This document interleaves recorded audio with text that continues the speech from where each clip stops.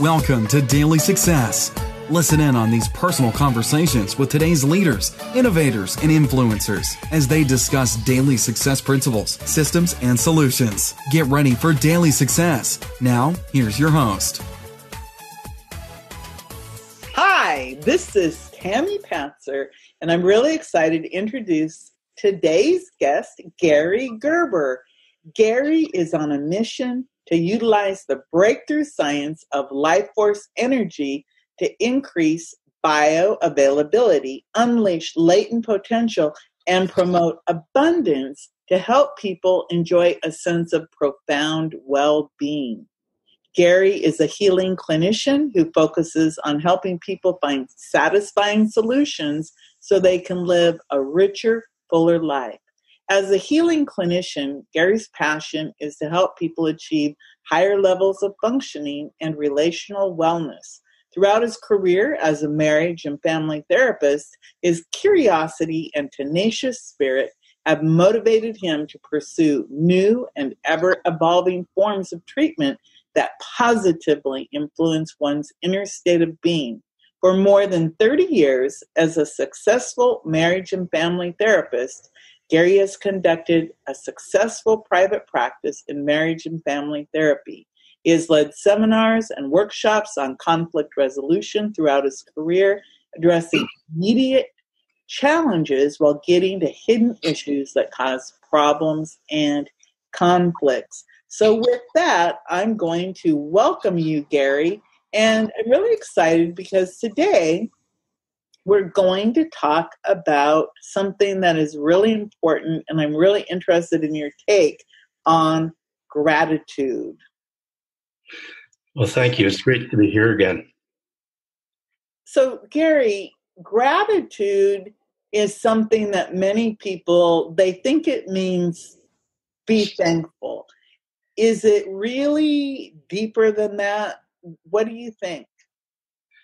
Well, certainly it is about thankfulness, but gratitude is kind of a hard thing to describe because it's really an intention. It's really, people don't just happen to be grateful. I mean, some people are more grateful than others, but gratitude is really about noticing, really about paying attention to and affirming the goodness in life. It's about coming to grips with the fact that there is goodness around us. Like, even though some awful things are happening, there's a lot of good as well. And gratitude is about really focusing on that and then being grateful for it. So to be grateful, it really means that we recognize what's going on around us, that we're tuning in, we're mindful of what's happening, and then we can be grateful for those things.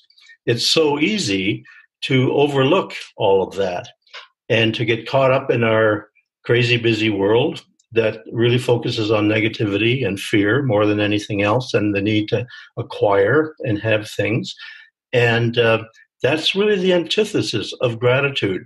Gratitude is really about noticing the good things in life, the things that we can embrace and that really fund us and that really help us to get through life.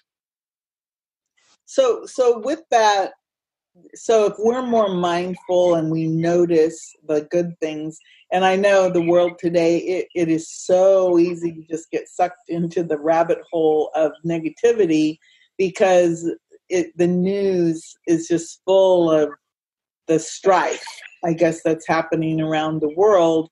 And you live in Canada, I live in the United States, so we seem to, there's always something in the news. So if you were to talk to somebody about how gratitude works in their life, how would you discuss it with them beyond just being mindful? Would you be able to give them like an outline of how to put gratitude into their life if they're not really sure how to or what it is? Yes, I do this all the time with my clients, actually. I talk with them about gratitude. I deal with addicts quite a bit in my practice, and one of the antidotes to what they're struggling with is gratitude, to help them to be grateful. Now, I want to give credit to probably the leading researcher in gratitude on the planet, and that's Dr. Robert Emmons from University of California, Davis campus. He's spent the last 15 years or so of his life really focusing and researching this whole question of gratitude. And so a lot of what I say today, I just take my hat off to him, because I think he really has gotten a great handle on this. And also the other person that's been great in my life is Mr. Trivedi, who talks about gratitude all the time, and how essential and how central it is to really feeling the other emotions and the other kinds of virtues that we need to be practicing in order to grow in our awareness and grow in our consciousness. So, yes, I would talk to people about what they can do. One of the things let me tell you a bit about the research, because I think that helps lead us into that. Dr. Emmons worked with people, and he said, well, how can we do the research on this? So what he did was he selected two groups of people. One group, it was the task was to focus on things that they're grateful for, and to focus on that for 10 minutes a day. The other group was supposed to focus on all the bad things that happened in their day.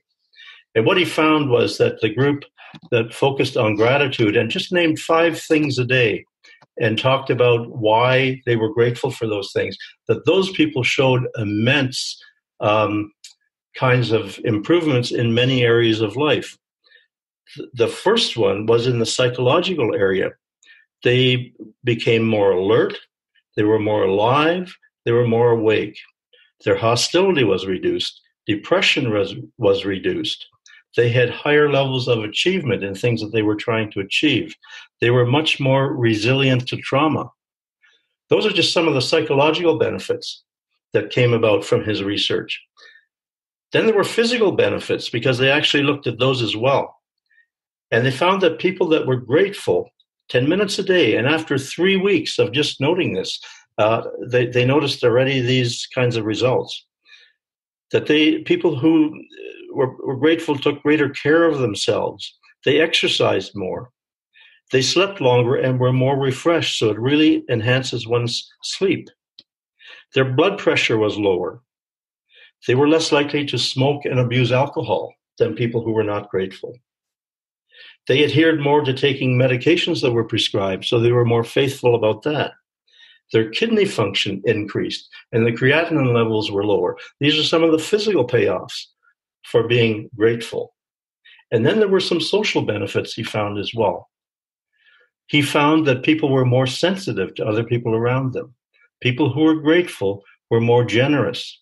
They were more compassionate and more ready to help other people out who needed their help.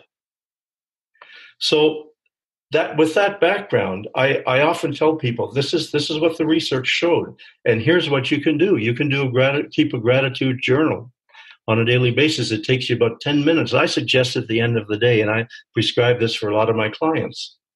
And I say to them, write down things that you are grateful for, 5 or 6 things, and why that is helpful to you. And when clients do that, they do very well with this. And I also noticed some great results with this.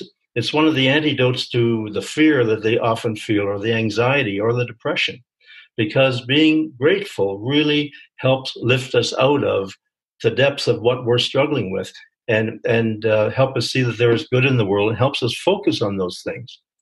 There's a lot of value, it seems to me, in focusing on the good, and a lot of wonderful things can flow from that. If we focus on the negative, it drags us down. It does really awful things to our bodies, to our minds, to our social relationships, and other things. So that's one of the ways that I would suggest people can utilize this. So I like that idea, because I have a friend who says that before she gets out of bed in the morning, she actually will, just count out a few things that she's grateful for before she even gets out of bed. And she says it actually improves how her day goes, because she starts out being grateful for the day. And then I can see how if you do that at night too, before you go to bed, that's going to help clear your mind so that you can get a good night's restful sleep, because you're expressing that gratitude. And I imagine, if you think about it, I can see how your body, because of the chemicals that come from being happy versus being sad, how your body would benefit from that, and how all of that is able to be scientifically measured. So Yeah. I had a question related to gratitude. I know you mentioned Guruji Mahendra Trivedi, and he talks about gratitude as being like a foundational thing that needs to happen before you can actually be spiritually connected to the God of understanding. Can you talk a little bit about that? Well, I was in his workshop just recently where he talked about that, and yes, and as I was doing some research on this topic, I noticed that Cicero, the great philosopher, said, "Get this: gratitude is not only the greatest of all virtues; it is the parent of all others." Isn't that interesting? Because that's exactly what Mr. Trivedi was saying yesterday, that if you don't have gratitude, you can't experience the other virtues either. We won't be as alert. We won't be as devoted. We won't be able to experience those other things. So the gratitude is really central to being honest, or being devoted to someone else, or even noticing and giving them the just due that they deserve. That gratitude really tunes us in. And I've thought about this. I was thinking about this as I was reflecting on this subject. It seems to me like the part of gratitude that is so helpful is the fact that we have to be mindful. And we have to be mindful of other people we're around, people who deserve our respect, people who deserve our regard, and that we tune into that, and that we don't take it for granted and just brush by and not notice.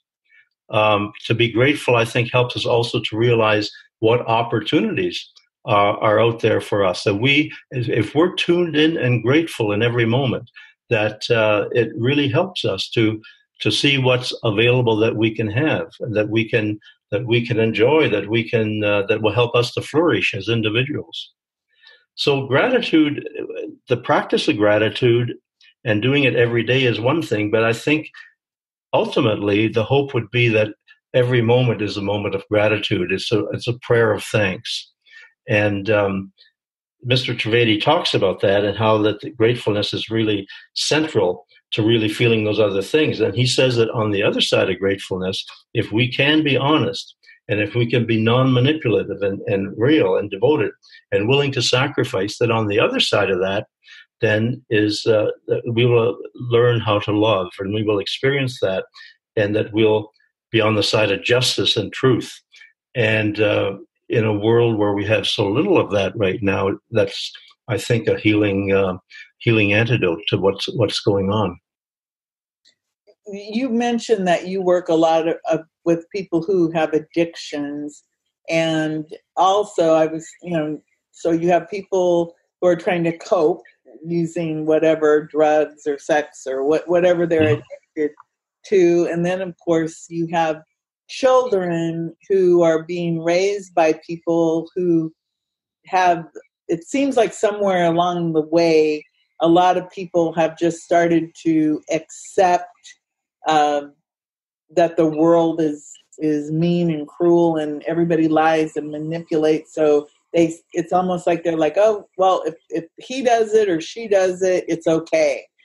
How do you tell these people who are coming from like this addiction place of addiction, or this place of not having good role models, how do you even broach the topic of gratitude and mindfulness so that people understand it? Because I understand about being mindful, and that gratitude is the foundation or the parent of all these other virtues. And it's interesting because if you think of the virtues, most people, if we had good parents, they told us, to be honest and truthful and grateful. Yet gratefulness to me, I don't remember really getting any real education in gratitude. It was more about, say your prayers, and just like prayers, most prayers are, "Dear God, please give me this." Not, Yeah. "God, thank you," other than, we make a lot of fun of our saying grace, and again, I think so many of us, because our families aren't, people don't sit around the table as much as they used to, and everything. So when you're talking to people, how do you broach this topic to get people to start um, living in this way on a moment by moment, day by day, besides the journaling? Well, when I'm dealing with addictions is always based in lies. There's a lot of cover up because there's so much shame. So one of the first things in dealing with addiction is to say rigorous honesty is the order of the day. And if people can't do that, they can't stay sober, whatever their addiction is. And so honesty is really, really very central that we look at that. But then, it's kind of what's chicken and what's egg here. Gratefulness helps people maybe to be honest, but honesty certainly might help people to be grateful as well. And to be honest means you reflect on what's going on inside of you, that you're mindful.